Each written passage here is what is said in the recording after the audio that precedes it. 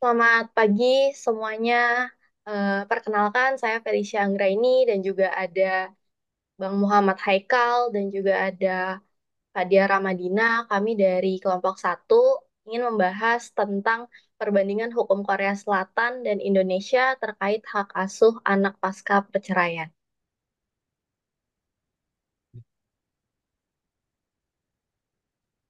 Pendahuluan, ketika sebuah perkawinan berakhir, baik karena perceraian atau sebab lainnya, tanggung jawab orang tua terhadap anak tetap harus dipenuhi.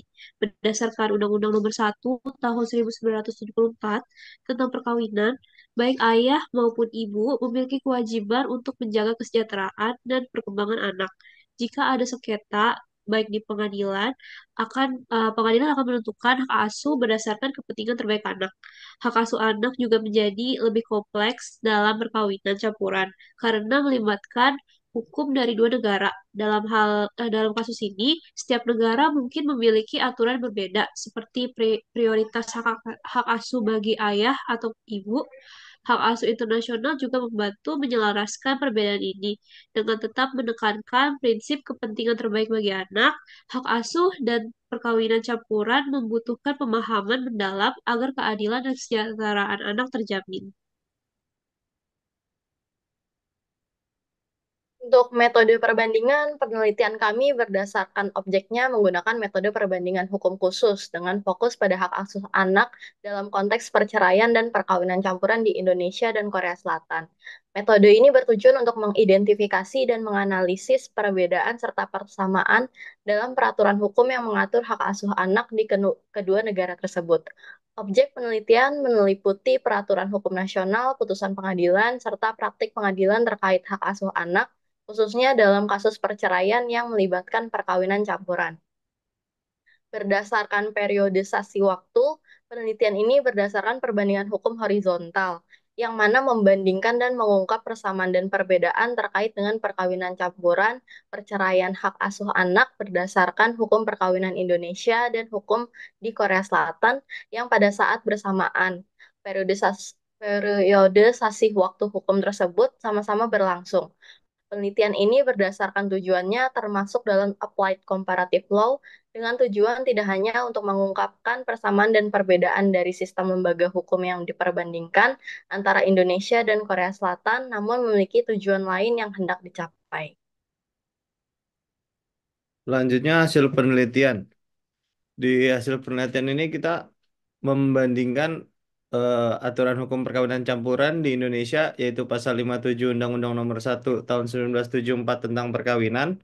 Pasal 57 bagian ketiga disebutkan bahwa yang dimaksud dengan perkawinan campuran adalah perkawinan antara dua orang yang di Indonesia tunduk pada hukum yang berlainan karena perbedaan keluarga negara adalah satu satu pihak berkeluarga negara di Indonesia dan untuk hukum di Korea Selatannya Multicultural Family Support Act of South Korea, the recognition of mixed marriage is addressed in Article 2.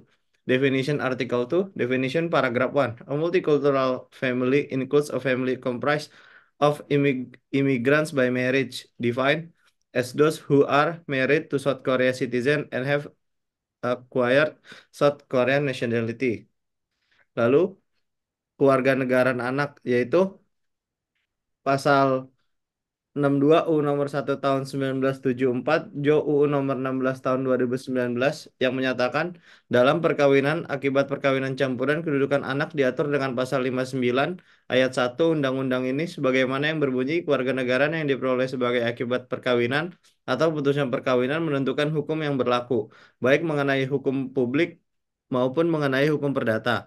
Dengan demikian, akibat perkawinan campuran terhadap anak yang dilahirkan sebagai akibat perkawinan campuran memperoleh hukum publik maupun hukum perdata.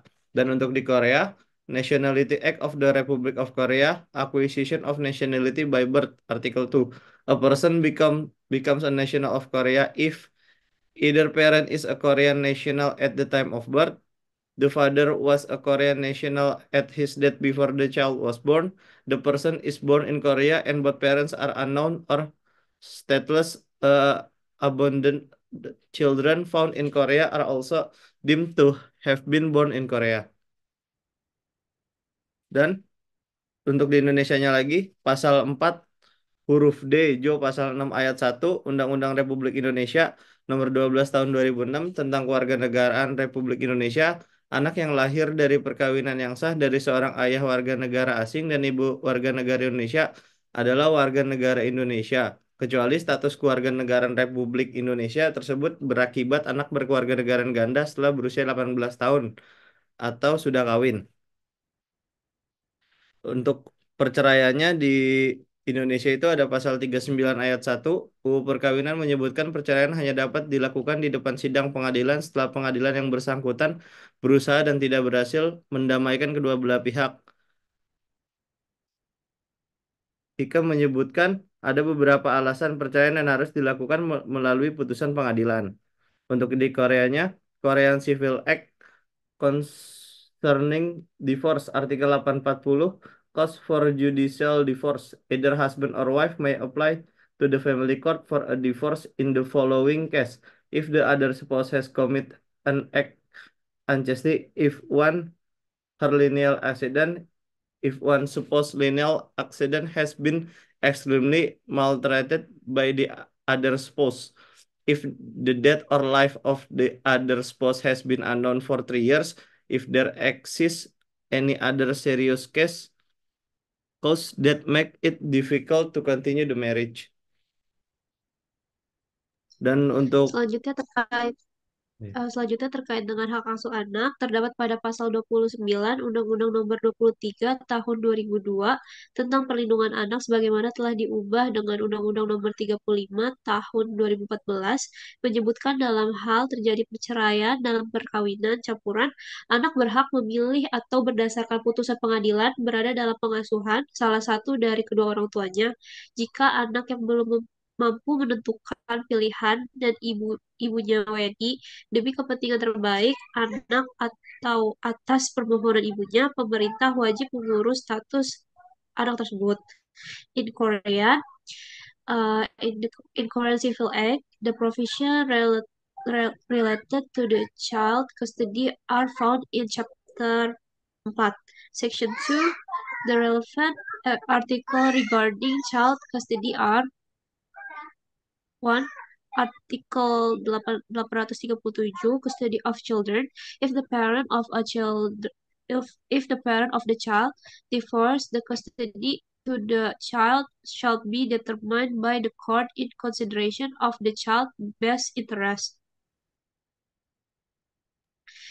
The court shall make decision based on what it in the best interest of the child, taking into account the child's relationship with each each parent, the parent's ability to care for the child, and other relevant factor. 2. Artikel 837 ayat 2 Visitation right. The parents who doesn't have custody of the child shall have the right to visit the child and maintain a relationship with the child unless it is contrary to the child's best interest. The court may determine the specific of visitation right, including the frequency of and condition of visit.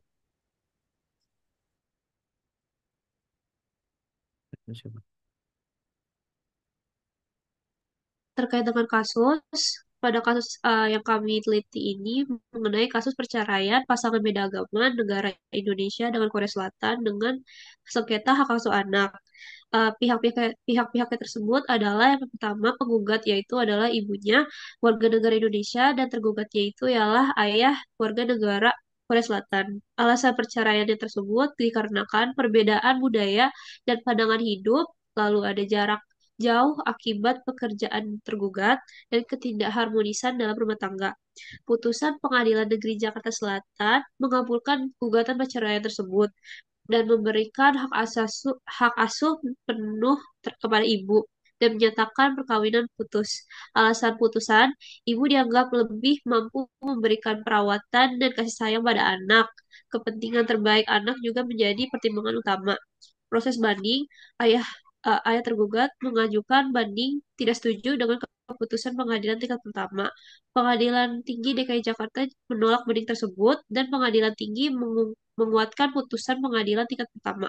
Kesimpulan dari kasus ini adalah hak asuh anak akhirnya jatuh ke tangan ibunya. Keputusan ini juga dipertimbangkan oleh faktor-faktor seperti usia anak, kebutuhan emosional, dan kemampuan ibu dalam memberikan perawatan.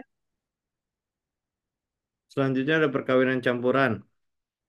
Peraturan perkawinan campuran di Indonesia dan Korea Selatan berbeda dalam pendekatan terhadap pernikahan warga negara. Di Indonesia, berdasarkan pasal 57 Undang-Undang Nomor 1 Tahun 1974, perkawinan campuran diartikan sebagai pernikahan antara warga negara Indonesia dan warga negara asing di mana setiap pihak tunduk pada hukum negara asal masing-masing. Hal ini dapat menyebabkan kompleksitas karena ada dua sistem hukum terlibat. Sebaliknya, Korea Selatan mengatur perkawinan campuran melalui Multicultural Family Support Act yang mendefinisikan keluarga multikultural sebagai keluarga yang terdiri dari imigran yang menikah dengan warga negara Korea dan telah memperoleh kewarganegaraan Korea. Undang-undang ini memberikan perhatian khusus pada pengakuan dan dukungan bagi keluarga multikultural dengan tujuan untuk mengintegrasikan mereka ke dalam masyarakat Korea. Meski keduanya mengakui perkawinan campuran, Indonesia berfokus pada penerapan hukum yang berbeda berdasarkan kewarganegaraan masing-masing pihak. Sedangkan Korea Selatan mengedepankan integrasi sosial dengan mendukung dan mengakui status pasangan asing sebagai bagian dari masyarakat Korea. Untuk kewarganegaraan di Indonesia, kewarganegaraan anak dari perkawinan campuran diatur oleh Undang-Undang Nomor 12 Tahun 2006 tentang Kewarganegaraan Republik Indonesia. Pasal 4 huruf D dan pasal 6 ayat 1 dari undang-undang ini menyebutkan bahwa anak yang lahir dari perkawinan yang sah antara seorang ayah warga negara asing dan ibu warga negara Indonesia adalah warga negara Indonesia, kecuali jika anak tersebut memiliki kewarganegaraan ganda pada saat usia 18 tahun atau jika anak tersebut sudah menikah. Ini berarti bahwa menurut hukum Indonesia, anak-anak dari perkawinan antara seorang warga negara Indonesia dan seorang warga negara asing secara otomatis menjadi warga negara Indonesia. Namun, jika anak tersebut memiliki kewarganegaraan ganda pada usia dewasa atau setelah menikah, mereka harus memilih kewarganegaraan yang mereka pilih, sehingga di Indonesia terdapat opsi untuk memilih kewarganegaraan. Di Korea Selatan, kewarganegaraan anak dari perkawinan campur diatur oleh Undang-Undang Kewarganegaraan Korea Selatan dan Multicultural Family Support Act, Pasal 2 dari Multicultural Family Support Act, yang mendefinisikan keluarga multikultural merupakan anak-anak yang lahir dari pernikahan antara warga negara Korea Selatan dan warga negara asing. Dalam sistem hukum Korea Selatan, anak-anak dari perkawinan campuran yang lahir dari pasangan yang salah satu atau kedua orang tuanya adalah warga negara Korea Selatan akan secara otomatis mendapatkan kewarganegaraan. Di Indonesia, kewarganegaraan anak yang lahir dari perkawinan campuran antara seorang warga negara Indonesia dan seorang warga negara asing secara otomatis diberikan kewarganegaraan Indonesia. Namun terdapat ketentuan yang mengatur kewarganegaraan ganda, di mana anak yang memiliki kewarganegaraan ganda harus memilih salah satu kewarganegaraan pada usia dewasa atau setelah menikah. Ini memberikan tantangan bagi anak-anak dalam hal memilih kewarganegaraan dan dapat mempengaruhi status hukum mereka pada masa depan. Di Korea Selatan, pendekatannya lebih langsung dan inklusif, di mana anak-anak dari perkawinan campuran yang lahir dari salah satu orang tua warga negara Korea Selatan secara otomatis mendapatkan kewarganegaraan Korea Selatan tanpa perlu melakukan langkah tambahan atau pemilihan kewarganegaraan pada usia dewasa. Pendekatan ini mencerminkan komitmen Korea Selatan untuk mengintegrasikan anak-anak dari keluarga multikultural ke dalam struktur hukum dan sosial negara tersebut dengan lebih mudah dan tanpa komplikasi tambahan. Perceraian. Hukum keluarga di Korea sangat dipengaruhi oleh nilai-nilai Konfusianisme atau patriarki yang mengedepankan superioritas laki-laki dan keturunan patrilineal. Sistem keluarga yang diatur oleh hukum ini menekankan pentingnya hubungan darah dan keluarga besar yang mencakup beberapa generasi dalam garis keturunan laki-laki. Hukum perceraian yudisial di Korea didasarkan pada sistem yang mengidentifikasi pihak yang bersalah dan pihak yang dirugikan. Sistem ini mengakui 6 alasan untuk perceraian: perselingkuhan, penelantaran dengan sengaja, kekejaman ekstrim oleh pasangan atau leluhur garis lurus pasangan, kekejaman ekstrim terhadap leluhur garis lurus sendiri, hilang selama 3 tahun, dan alasan lain yang kuat Namun, hakim jarang memberikan perceraian yudisial kecuali berdasarkan alasan perselingkuhan. Untuk pihak yang tidak diberikan perceraian yudisial, hanya ada dua pilihan: perceraian dengan kesepakatan atau tidak ada perceraian sama sekali. Dalam prakteknya, sistem sosial dan hukum di Korea yang didasarkan pada tradisi Konfusianisme seringkali menghambat perempuan untuk mendapatkan hak-hak mereka secara adil, baik dalam hal perceraian maupun pembagian hak asuh anak. Di Indonesia, regulasi hukum perceraian diatur dalam Undang-Undang Nomor 1 Tahun 1974 tentang perkawinan. Pasal 38 Undang-Undang ini mendefinisikan perceraian sebagai putusan perkawinan yang mengakibatkan berakhirnya hubungan suami istri.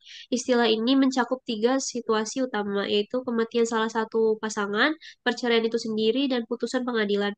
Perceraian secara yuridis berarti perpisahan yang memutuskan hubungan suami istri baik melalui tindakan hukum yang dilakukan oleh salah satu pihak atau melalui keputusan pengadilan.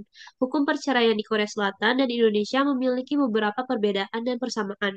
Di Korea Selatan, perceraian dapat dilakukan melalui dua cara, yaitu perceraian dengan kesepakatan dan perceraian melalui pengadilan. Dalam perceraian dengan kesepakatan, pasangan yang bercerai harus mengajukan perjanjian perceraian kepada pengadilan yang kemudian memverifikasi kesepakatan tersebut.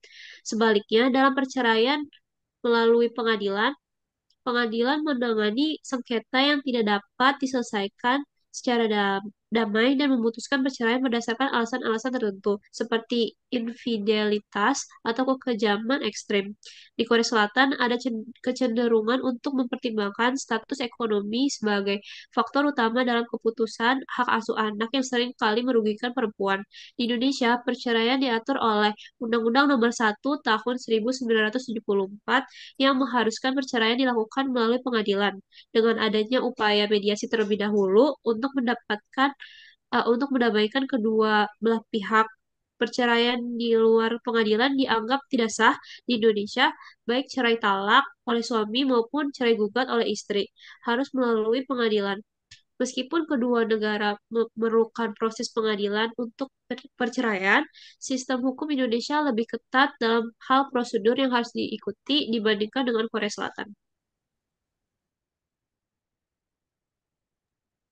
Untuk hak asuh anak di Indonesia, hukum hak asuh anak diatur secara komprehensif oleh Undang-Undang Nomor 1 Tahun 1974 tentang perkawinan dan sejumlah peraturan pelaksanaannya.